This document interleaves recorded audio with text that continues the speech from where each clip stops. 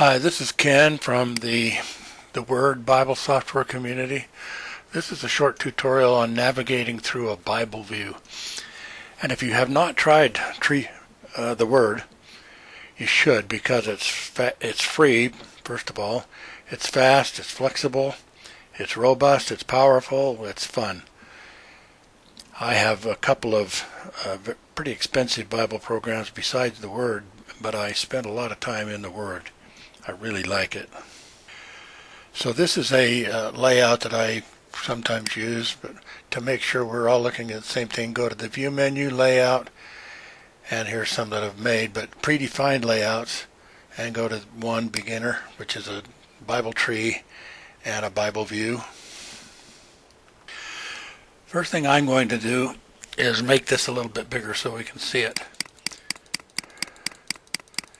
You can also do this by just pressing the Control key and the plus sign on your number pad. I just want to make sure that we can all see where this gray bar is. That's the current verse. So the first way of navigating is just with your mouse and moving it down to a verse you'd rather be on, say verse 13, and just clicking. So now this is the grade verse.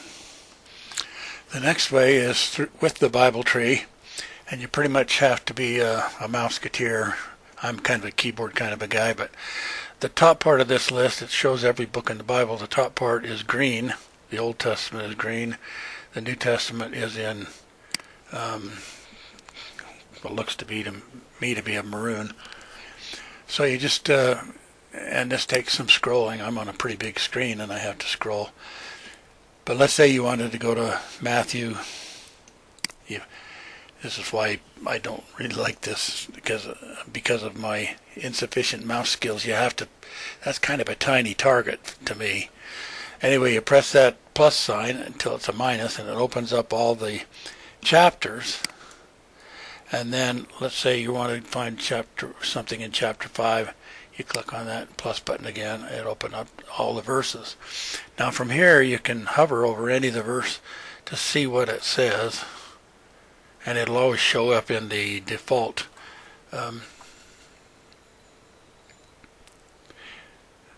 version you have set up.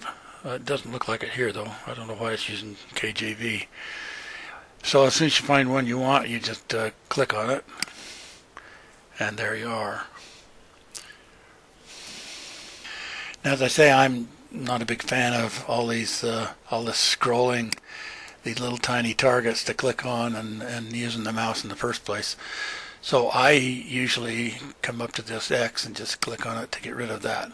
Because there's a similar structure up here. If you click on this down arrow on this verse finder, this brings up another list of all the books in the Bible, but there's no scrolling.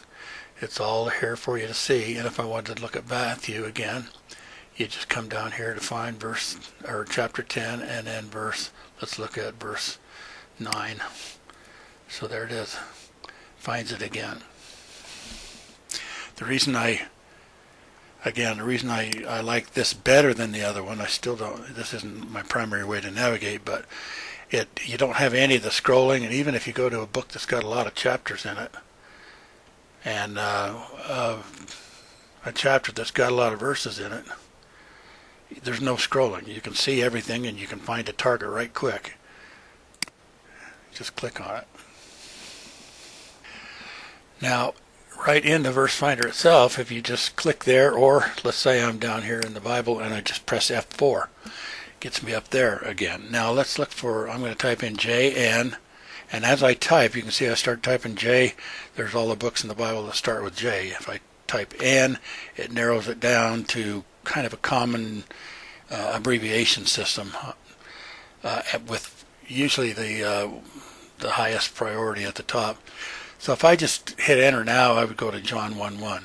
But if I press the space bar, enter a chapter, now it gives me some more choices down there, and if I press the space bar again, you don't have to use a colon or period or anything.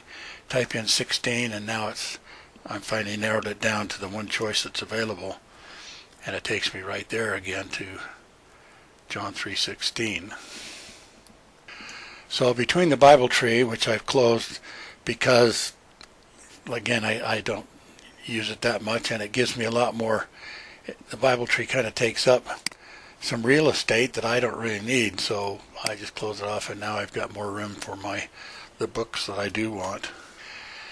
Now, another common way of navigating, if I'm in John 3:16 and I want to find a different verse, but I know it's still in the same chapter, I can just use my up arrow key. I'm going to get out of the paragraph mode so it's a little easier to see. Up arrow key, I just move verse by verse. Down arrow keys the same way. And if I get up to the top of let's move down here a little ways again, because there's one other way that you can navigate quickly to a verse in the same chapter. Right now you can see I'm on verse 16. But if on the keyboard I just press the number 1, that takes me right up to verse 1. And if I press 2, it takes me down to verse 22. You have to be pretty quick on that one if it's more than one digit. But that's another quick way. And let's go back to verse 1 just by pressing 1. Now if I press the up arrow key, I'm going to go from John 3 up to John 2, the very last verse in John chapter 2. John 2:25. While we're here, there's another navigation tool at the bottom of each chapter. Now this is if you right click here, and if this header and footer for viewer is got a check mark on it, you'll see these navigation devices. So this would take me to chapter 1, John chapter 1, and then at the top of each chapter, as long as that header's on, you can see all the chapters in the current book. And chapter 1, which is where I'm at, is not underlined. It's not a link. I'm already there. But these others, when I hover over them, they become links. So if I press on chapter 3 again, I'm back to John 3. And so there's links at the top and at the bottom if you've got that turned on. I usually turn it off just to give myself another little bit of screen real estate.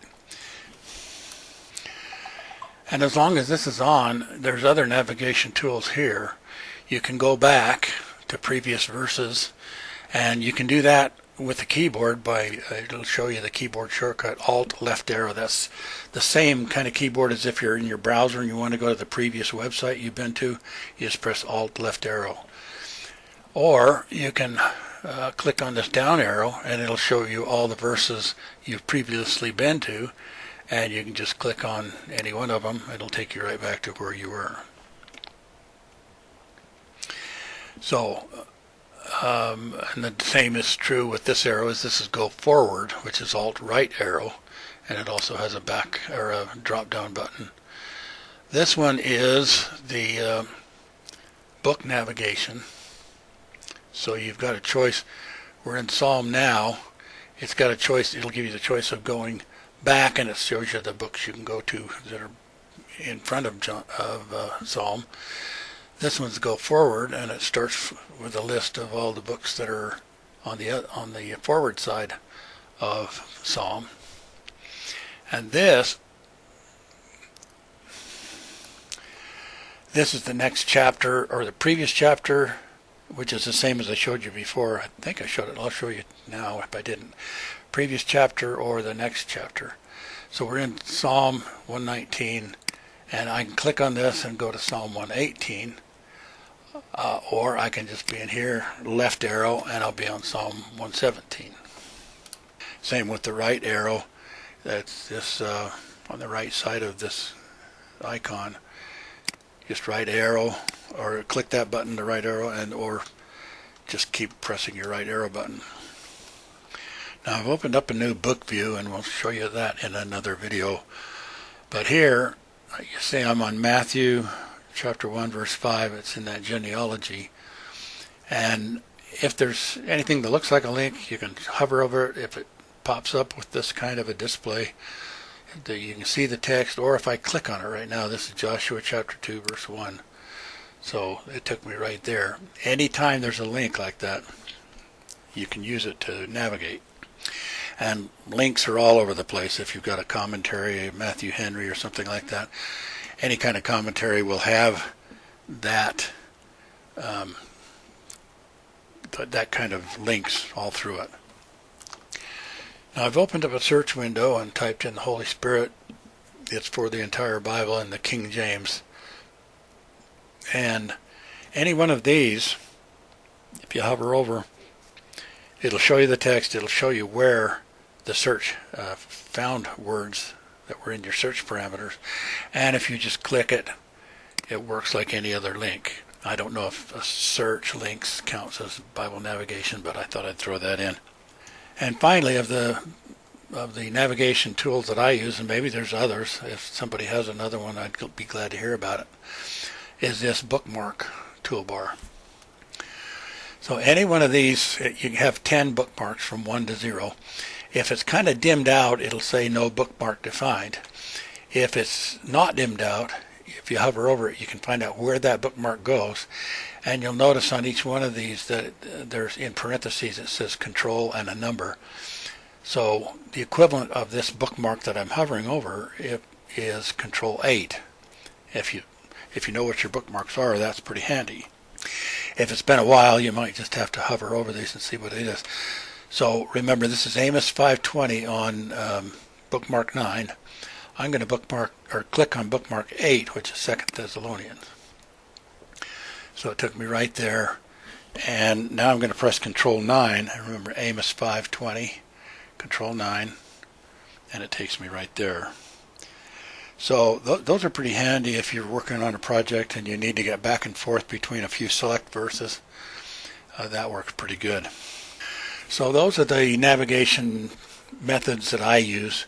And again, if you get in the habit, you do things a certain way. Maybe there's some better ways to do it. If you know of any, let me know in the comments below. Anyway, I hope this has been useful, and thanks for watching.